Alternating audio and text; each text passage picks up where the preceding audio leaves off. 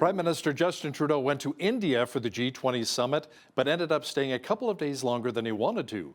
Now, to chat about the PM's recent visit in India in more detail is political reporter and Sun columnist Brian Lilley, who joins us once again from Toronto. Brian, I understand that there were some technical issues when it comes to the Prime Minister's plane. Yeah, this wasn't a case of the way most of us might do something where you've got to go somewhere for work and you say, oh, maybe I can tack on an extra day for some sightseeing, have a little holiday tacked onto a work trip. Trudeau wanted to come home. The trip to India wasn't good, but they had a problem with their plane. It turns out that they needed parts. They weren't able to get them locally in India. They sent for them in Canada. Well, at first, actually, they sent another plane to go pick them up. Then there was a problem with that plane. It was diverted to an airport in Europe. I believe it was diverted to London. Then the parts showed up. They repaired the plane and he took off. At one point, according to Indian media, the government of India did offer them, the Trudeau contingent, one of their planes, and they turned it down, saying, we'll wait for our own.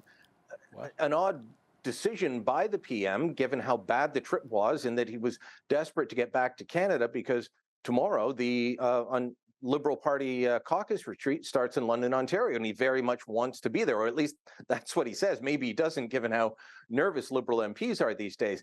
But a bad end to a bad trip, and with Pierre Poilievre saying feels like everything's broken in Canada, that now includes the PM's plane, which, by the way, should have been replaced a long time ago. And it simply hasn't, because no PMs wanted to take the hit of being the one that spends the money for something that the country actually does need. Now let's talk about why the trip didn't really go well, as according to plan.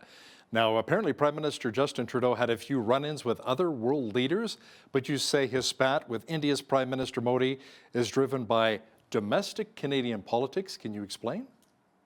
Yeah, first off, other leaders is a famous shot now of from the Canadian press of Joe Biden getting in Trudeau's face with a finger just pointing right at him. It doesn't look like a friendly thing. It doesn't look like a joke. Hey, pull my finger. Nothing like that. It looks angry. And Trudeau looks like he's upset at whatever Biden is saying to him. It's not a good exchange between the two of them. There were reports coming out of the meetings that Trudeau was somewhat isolated from other world leaders. But the issue with Modi goes back years. It goes back to his first trip, the one where he took all the different outfits. He was changing all the time. He was considered an embarrassment to Canada by the media in India and by many in Canada as well. And so that trip didn't go well. That's the one where he took a guy who was convicted of attempting to murder an Indian politician on Canadian soil. He took him to an official dinner or event in India. So that was the first trip.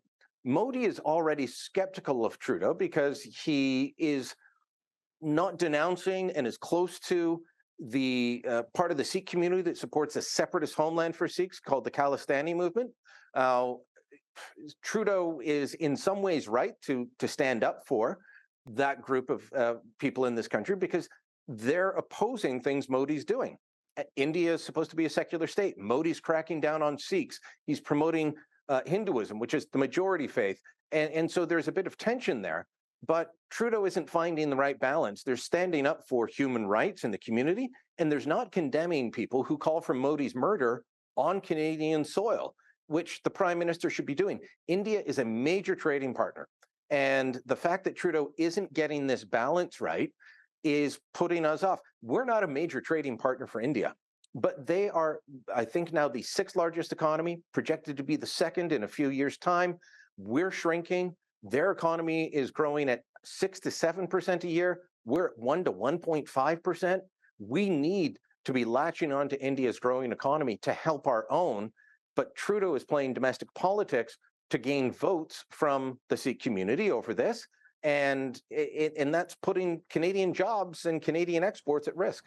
So, Brian, while our Prime Minister was having his allegedly second disastrous trip in India, Tory leader Pierre Poilievre was having the time of his life and the kind of weekend that Trudeau wanted to have when Poilievre was in Quebec City. How well did his party's policy convention really go? I don't think it could have gone better. And I was speaking to a Liberal who said, I don't remember a political party having a good weekend like that over a convention in quite some time. oftentimes these conventions go off and there might be one story out of it, maybe two. But there were so many different storylines going on here. The convention went off without a hitch. She's well received in Quebec. His polling numbers are going up across the country, including in Quebec. While Poilievre's there, he starts taking shots at the Bloc Québécois, saying tying the Bloc to Trudeau's carbon taxes and cost of living increases.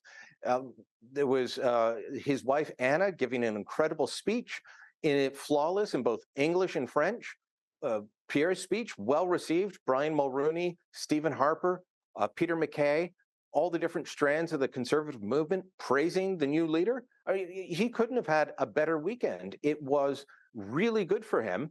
And it showed that the Conservative Party is rejuvenated. I mean, contrast that with the Liberal caucus retreat, which we'll talk about in a minute. And it really is a tale of two cities. I'm sure sitting there in New Delhi, feeling isolated, Trudeau would have loved to have been in front of a roaring, enthusiastic crowd of his own supporters, like Poilievre was. Instead, he was stuck in India. Now, Brian, there was a lot of media coverage, however, of so-called controversial policies passed at the Conservative Convention. Let's talk about some of these so-called controversial policies. Which really stood out the most, and will they actually, in fact, become party policy? Which is controversial depends on who you are, where you live, what your outlook is. In Quebec, one of the controversial policies is defunding CBC, which Poilievre has long said he'll do, but he just says he wants to defund English CBC. I believe the motion at the convention was to defund both English and French, which he hasn't touched because he says, it's different. You need to have a French language broadcaster in the country, then they need competition there and so on. So that's one. That's not really going to cause him too many headaches. There were a couple on gender issues that I think some in the media have portrayed as being incredibly controversial, when I think there might be a disconnect between the media and the public. One was on allowing women to have their own spaces, whether it be for awards or sports or various things like that, without people who are born biological males and are saying they're transgendered now moving into those spaces. I think that there is a shift going on where a lot of women, and you're seeing this with some of the sports organizations, the international ones, saying we're no longer going to allow that sort of competition. I think there's a shift there that perhaps our media colleagues are not catching on to yet. On the issue of banning gender-affirming surgery for children, that could become party policy. I don't think Pierre will latch onto that, but even if it did, it wouldn't make a difference. Even if they got in government, they couldn't actually implement that because healthcare is a provincial jurisdiction. So while the federal government regulates things like drugs and therapeutics, they don't regulate surgeries. So that would have to be a province by province issue. So it's something that the party voted on. I'm not sure it'll ever become party policy for the reasons I just described. Brian, as we were discussing earlier, the Liberals are meeting this week in London, Ontario for their caucus retreat. Do you think cabinet ministers and maybe backbench MPs will be sounding the alarm to the Prime Minister, given the latest polls which show the Tories comfortably in the lead? Well, they've already started doing that to the media, and there have been stories out about how nervous many of them are, including in the very Liberal-friendly Toronto Star, which had a piece on the weekend that I'm told landed like a thump inside the Liberal Party, that, oh my goodness, things are horrible. We've got to start looking into this. I mean, the polls have been trending this way for months. Now, my warning always to everyone, if you're up in the polls or down in the polls, just remember polls can change, voters are fickle. And so don't run a victory lap yet, don't declare your own party dead yet. But obviously things are not going well and haven't been for a while for the Liberals, and they've got to figure out why. And my view is they're simply disconnected from the average person. At the Conservative Convention, all the talk was about affordability, about making it so that people can buy their own home, bring back that Canadian dream. Jamil Javani, one of the new candidates, he's going to run in the by-election to replace Aaron O'Toole, just east of Toronto. He said that when his parents and grandparents came to this country from different parts of the world, it was they had a dream that you get a good job, you can raise a family, you can buy a house, and that dream's broken now. They're talking about all of this. The Liberals showed up at the Conservative convention warning you can't vote for the Conservatives because they'll ban guns, they'll ban abortion, or they won't ban guns and they will ban abortion, and they don't have a good climate change plan. They were talking about fear. If climate change is your driving issue, you're never voting for the Conservatives anyway.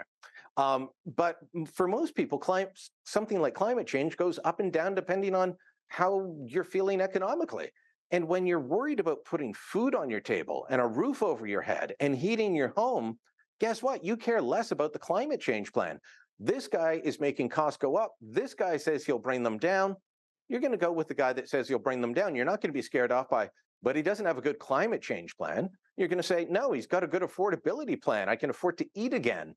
Those are the sorts of things that drive voters, and the Liberals seem completely out of touch with the way they're trying to attack these issues. Now, a couple of other issues which are really dominating headlines right now, Brian: housing and immigration. These issues have been linked given the huge increase in foreign students coming to Canada. We're talking about 900,000 of them. And London, Ontario is one of the cities facing a rental crisis right now as a result. London has a huge foreign student population. Liberal economist Mike Moffat, who lives in London, Ontario, and has been tapped by the Liberals. He went down to their cabinet retreat and spoke to them. He has drawn a comparison. He looked at all the cities and towns with the big populations of foreign students at universities and colleges. London, Ontario has one of the worst mismatches going on. You can't bring in 900,000 people without there being housing for them. And that's what we've been doing. We had a story out of North Bay last week, Hal, of a group of foreign students who are paying thousands and thousands of dollars more than any Canadian student to come to Canada to take courses for better themselves. And they show up and there's no housing. They're living in tents outside of the college campus. That is unreal in this country. So yes, they're going to have to start looking at this. They've tried to have it both ways. They've tried to say housing's an issue, but don't link it to immigration. Then say, well, maybe on the foreign student side. Look, if we're not going to be building, then we can't have this level of immigration. Poll by by Nanos put out this week showed that more Canadians than not now believe we need to lower the immigration numbers. There's been a long-standing consensus on immigration in Canada that it's good. And I think the Liberals are going to break that because on the one hand, they're bringing in record numbers, faster than we can absorb people. They're bringing people in. On the other hand, they're getting in the way of various provinces and their housing plans based on environmental assessment issues. How can you do those two things at the same time? Bring in more people than we can absorb and say, no, we're going to fight you on building housing. It doesn't work.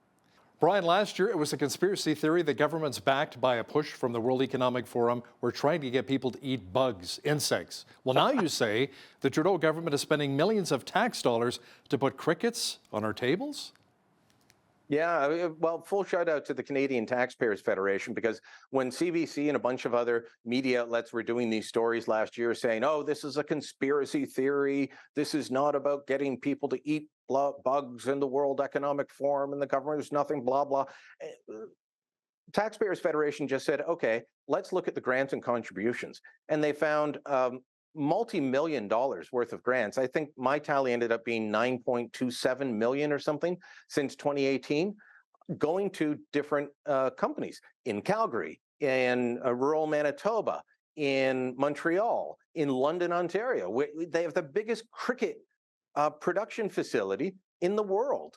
And all of these are looking at, some of it's for pet consumption, such as the London facility, but they're looking for ways to commercialize crickets for human consumption. There's a company in Montreal that makes energy bars from cricket protein. I'm told they're wonderful. I haven't tried them. And one of them, I think it's the same company, got a grant to try and commercialize crickets going into sausages, steaks, and hamburgers. Oh. Count me out. Give me the foie gras instead. I'm not on board with that. I'm an adventurous eater, Hal, but bugs ain't for me. So it wasn't a conspiracy theory. Is the World Economic Forum pushing the government to do this? I don't know about that, but they do support the idea. And the Trudeau government obviously supports the idea. So, this is happening. It is out there. And all the media outlets that covered it a year or so ago had to do was go look at where the money was going, and it was going to places that want to put crickets on the menu. I'll stick with my Alberta beef. Thank you very much. Political reporter and Sun columnist Brian Lilley, thanks so much for joining us today from Toronto. Thank you.